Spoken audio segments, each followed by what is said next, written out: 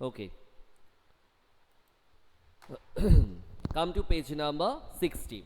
What are the different branches of the legal system?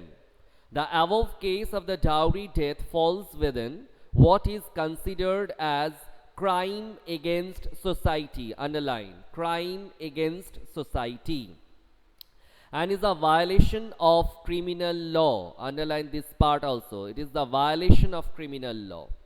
In addition to criminal law, the legal system also deals with civil law cases.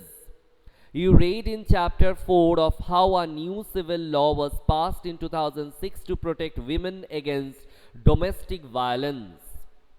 Look at the following table to understand some of the significant differences between the criminal and civil law. This portion is quite important. You must read properly.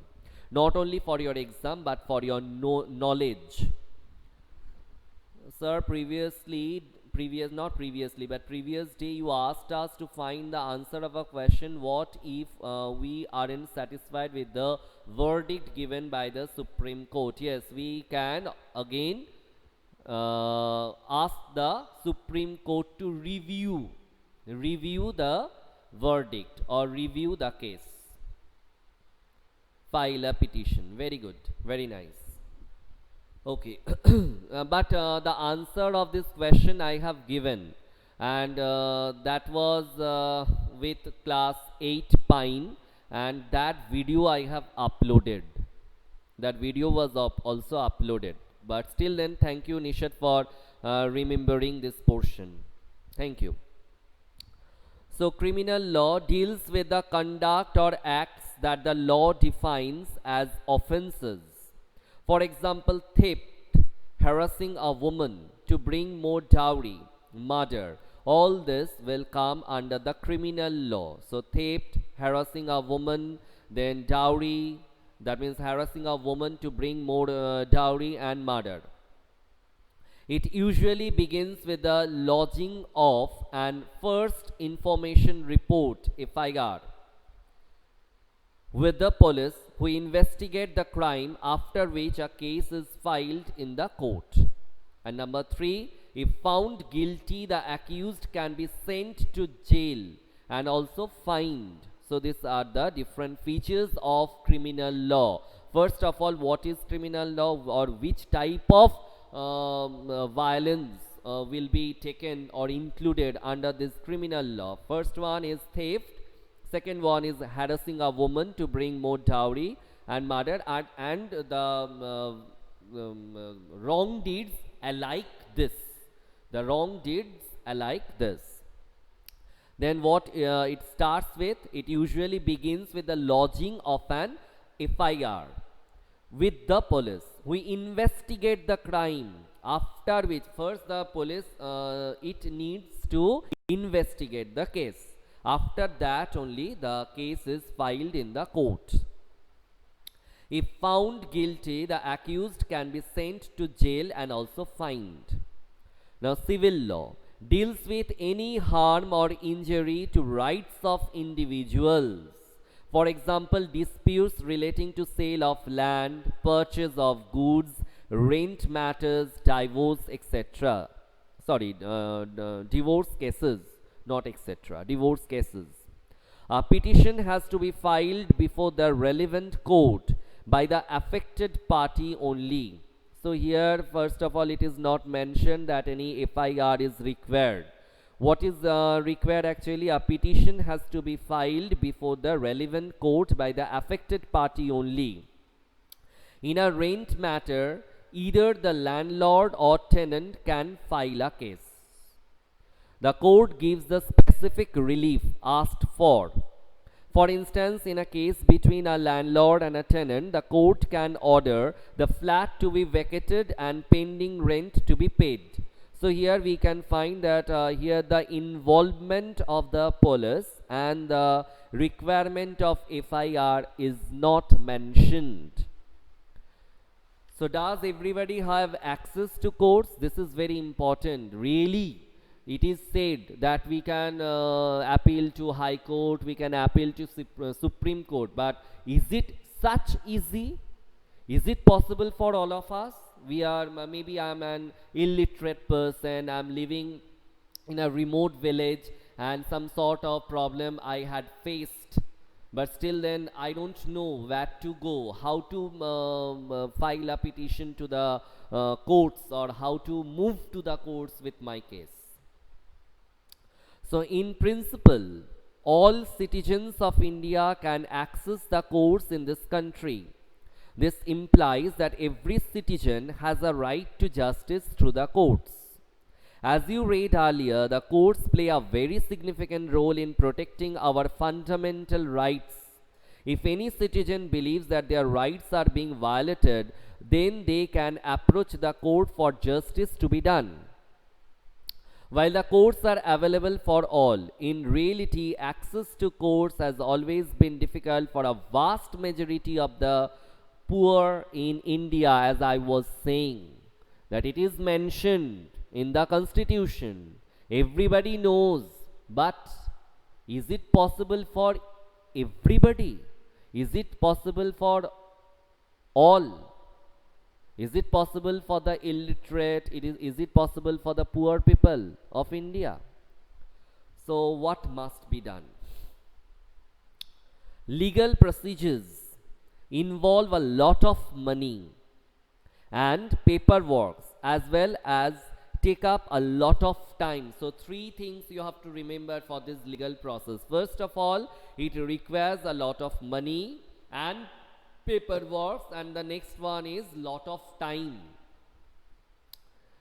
For a poor person who cannot read and whose family depends on a daily wage, that day earner, the whatever they are getting on a specific day, that is everything for them. They are not having any deposited amount, or they are not having any bank balance, anything, or whatever they are getting on a specific day, that is their everything for that day. They have to spend the money for getting everything on that day. Might be I'm a daily worker, so I have got today 100 rupees only, just by driving a rickshaw or something like this, or pulling a van or something like this. I have earned today only 100 rupees, and this 100 rupees is everything for me.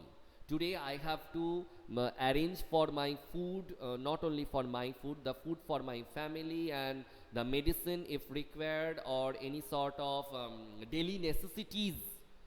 If it is required, I have to get it within this specific 100 rupees, this specific amount. So this is daily wage. The idea of going to court to get justice often seems remote. Definitely. If every day I have to bring every day the money, but then only my family will be able to get the food and the daily necessities will be available. Then in that case, how it will be possible for me to spend a lot of money for the court case? In response to this, the Supreme Court in the early 1980s devised a mechanism of public interest litigation, or PIL. Underline this one. So in response to this, the Supreme Court in the early 1980s devised a mechanism of public interest litigation, or PIL. Meaning of litigation is the process of taking the legal action. The process of taking the legal action. This is the meaning of litigation. To increase access to justice. It allowed any individual or organization to file appeal in the High Court or the Supreme Court on behalf of those whose rights were being violated. So others, they can also file appeal. If the person, or if the victim is not able to move to the court, for the victim, others can take these measures. Let's read once more. Where I am. It allowed any individual or organization to file appeal in the High Court or the Supreme Court on behalf of those whose rights were being violated. The legal process was greatly simplified, and even a letter or telegram addressed to the Supreme Court or the High Court could be treated as appeal. So nice. In the early years, Peel was used to secure justice on a large number of issues, such as underline rescuing bonded laborers from inhuman work conditions. Some laborers are there, they are going on suffering a lot, they are facing the inhuman tortures and everything, but nobody is there to protest. But some organizations can take this specific step, this mechanism of Peel, to fight for them. And securing the release of prisoners in Bihar who had been kept in jail even after their punishment term was complete. How horrible it is. Punishment time is over, term is over, but still then they are in the jail. Did you know that the midday meal that children now receive in a government and government aided schools is because of a Peel? Really, I also didn't know this one previously. Today only I have come to know about this one. See the photos on the right and read the text below to understand how this came about. The first picture you can see, it's the matter of drought. The next one you can see that so many sacks of grains are there. And the next one we can find some women there sitting for dharana, I think. And next one we can see the children, they are getting food distributed by a lady. So photo 1 in 2001, the drought in Rajasthan and Odisha meant that millions faced an acute shortage of food. Number 2, meanwhile the government godowns were full of grain. Often this was being eaten away by rats. Rats they are enjoying, but human beings they are suffering. Photo 3, in this situation of hunger amidst plenty, an organization called the People's Union of Civil Liberties, or PUCL. You must know the full form of this one. PUCL, it can come in your question, might be what is the full form of PUCL or FIR or this one PIL, full form. So you must be ready for all this, okay? So filed appeal in the Supreme Court. It stated that the fundamental right to life guaranteed in Article 21 of the Constitution included the right to food. The state's excuse that it did not have adequate funds was shown to be wrong because the godowns were overflowing with grains. The Supreme Court ruled that the state had a duty to provide food to all. Photo 4, it therefore directed the government to provide more employment to provide food at cheaper prices through the government ration shops and to provide midday meals to children. It also appointed 2 food commissioners to report on the implementation of government schemes.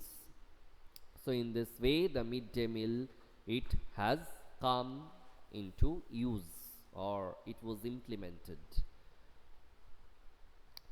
For the common persons, access to courts is access to justice.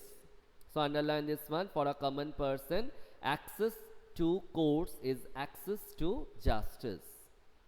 The courts exercise a crucial role in interpreting the fundamental rights of citizens, and as you saw in the above case, the courts interpreted Article 21 of the Constitution on the right to life to include the right to food.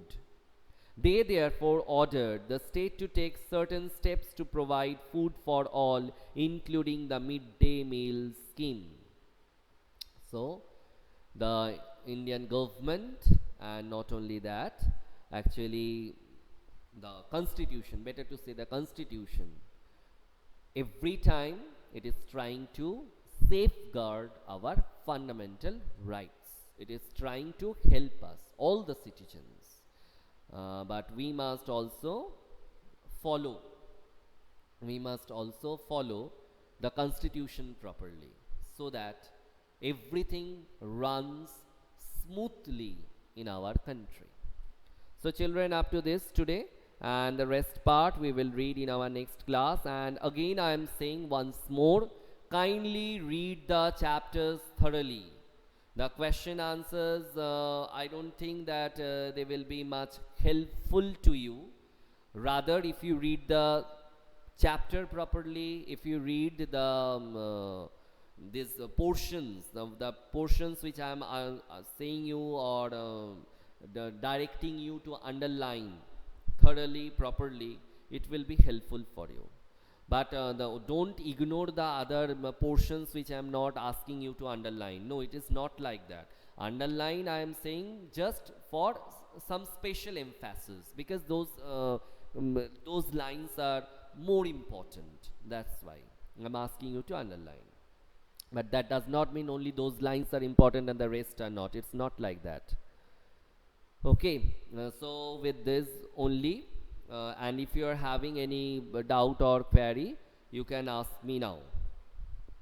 But give a tick up to this midday meal scheme, and in our next class we will just proceed with the next part of the chapter, or the rest part of the chapter.